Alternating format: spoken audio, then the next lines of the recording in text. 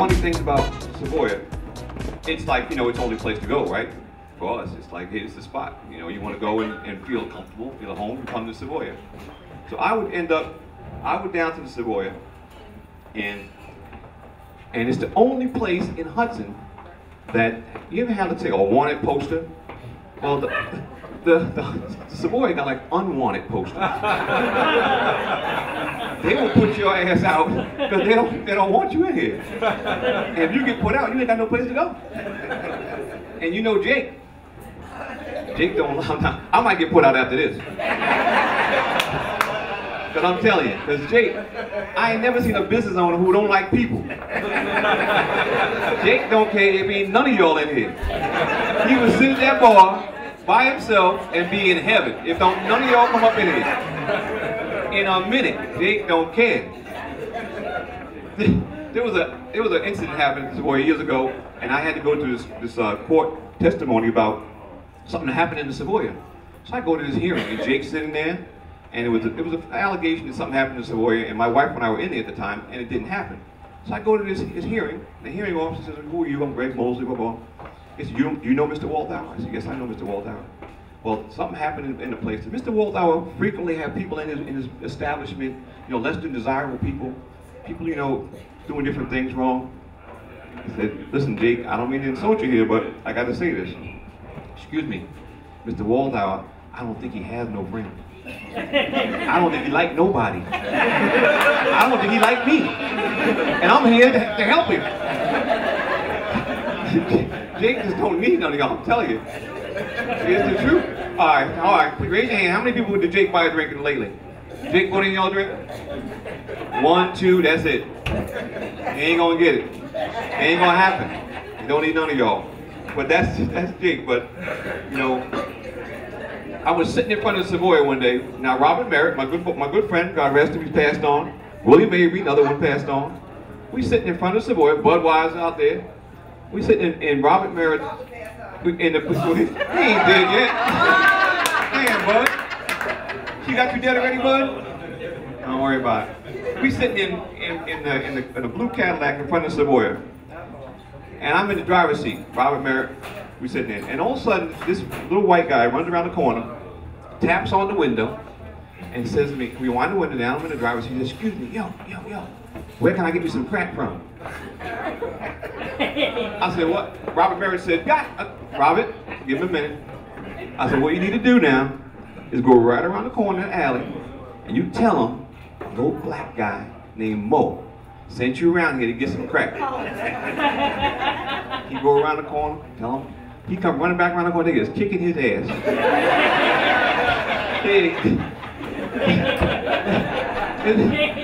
But it was fun watching him get jacked up as he went back around the block. So, you know, this is the first of this series. We're gonna do this every month. Have a once in a month a comedy show here at the Savoy, and we're gonna call it. I'm gonna coin it a name right now. It's gonna be called the First of the Month Comedy Show. We're gonna do it the first of the month. You know why we're gonna do it the first of the month? You know why? Because your checks come. You know your checks come. You know your checks come in the first of the month. My check come first of the month. Yeah, here you go. We know the first of the month. We can't do this around the, you know, the 27th, 28th. No, first of the month. Now you know first of the month up in the bar. They roll up in here.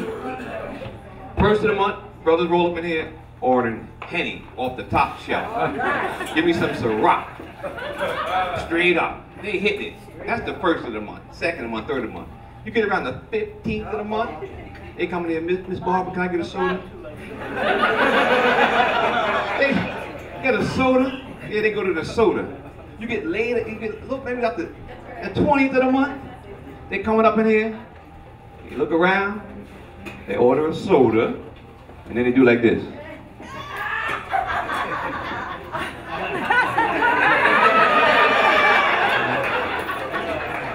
Their little thing. More little stuff. They got their little thing. So they're gonna run out of funds, so they gotta bring their own and sneak it up in here. Then you get real late in the month, Way late in the month. They come up in here, don't ask me no. So they said, excuse me, Miss Barber, can I get some water? Water? They order water. I told Barbara, you need to charge them the same amount of money for the water that they do for the soda and the beer, make one price. You don't have to pay for the water, you pay for the glass. But then you get really broke, they come in here, walk in the door, they don't even say that to nobody. They go right into the bathroom and get a drink of water out the water fountain. Come back in there, I ain't thirsty, I'm all right. They don't have to buy nothing when they get late in the month. But that's what we're going to do the last of the month, or the first of the month, our comedy thing. So, you know, talk about money. Now, I didn't grow up with money. Probably, not most people didn't grow up with money. A few of you did, but most probably didn't. You know, I grew up in the projects. And I had an uncle, Uncle Haywood from Brooklyn. He called everybody Cat. Hey, Cat. Listen, he was fat too, big old fat Uncle Haywood. Hey, Cat, let me tell you something, Cat. He said, if you ain't got no money in your pocket, don't put your pants on. I said, what? Uncle, hey, what's that supposed to mean? Keep your little black ass in the house. You don't need to be out in the street with no damn money in your pocket. Ain't nothing happen, nothing good can happen with no money in your pocket in the street. He said, I know it may sound racist, it may sound horrible, NAACP may be all against this, but he thought two young black men together in the street, if neither one of them got no money, the police should say, excuse me, you got no money? Y'all two gotta go different ways. You can't be together. Just separate. You go that way, you go that way. You can't be together. Because we all know, if you ain't got no money in your pocket, two of you gotta get it from somebody. You gotta get it from somebody. So he always thought, make them separate. Now, in the projects, where I grew up, if anybody been in the project before, all the houses are the same. When you go to your friend's house in the project, you don't have to ask him where the bathroom is.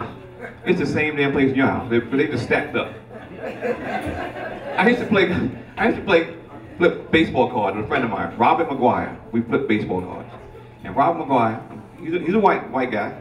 They built these houses near the projects. Right near the projects, they put these houses where the white people lived at, and the black people lived in the projects. But Robert and I were best of friends. We flipped baseball cards. I went to his house one day. I said, just come up to my room with flip cards. They go up to his bedroom. I said, damn, it's a nice room. Who's staying here with you? He said, just me. I said, where your brother stay? He said, his room. Where your sister stay? In her room. Damn. He said, well, who stays with you in your room? I said, well, my cousin Butchie, my cousin Tony, my cousin Paul, my brother Jerry, my brother Garrett. He said, what? I said, yeah. He said, oh, you one of them poor people that live up in the projects. I'm like, hell no, I ain't poor. No, everybody in the project, we all the same. I didn't even know I was poor. Everybody was the same. I go home, ask my mom, Robert told me that we poor. Are we poor? My mother said, yep. Oh, damn, I didn't want to be poor. I didn't want to be poor. But I guess I was poor. You know you're poor. You know, listen, I know y'all what I'm talking about. There's clothes. Everybody got winter clothes, summer clothes. We had that summertime clothes. Summertime. Summertime mine, summertime Paul, summertime Richie, summertime Garrett. We get up in the morning, you know, hurry up, get something to eat because the food gonna be gone. If you don't eat quick, mother's kitchen closing. You better get it quick. It was just not enough to get your food. We had to get clothes. If you didn't get dressed first, you might have had nothing to wear. Your brother got your sneakers, your other one got the cousin got the shirt. You'd be lucky to find something to wear. We something there. And you know about them sneakers now. Put the little piece of cardboard inside there. Don't act like you don't know. Don't act like you don't know. And what size sneaker you wear? What size sneaker do you wear? We say 8 and up. Just put a little tissue paper in the toe and keep on going. Just wear a size 8 and up. Don't matter. Just wear if you can. So growing up poor is what we did. So I'm going to stop now because I just said I didn't talk too much. I'll say a little later on. Make sure you get your drink on. This is a bar now, and it's early in the month. So don't, I know you got a little something in your pockets. So make sure you take care of the bartender. He'll be working hard back there. We got our lovely waitress here, doing her thing. I don't know where the rest of the damn clothes are, but she's doing her thing.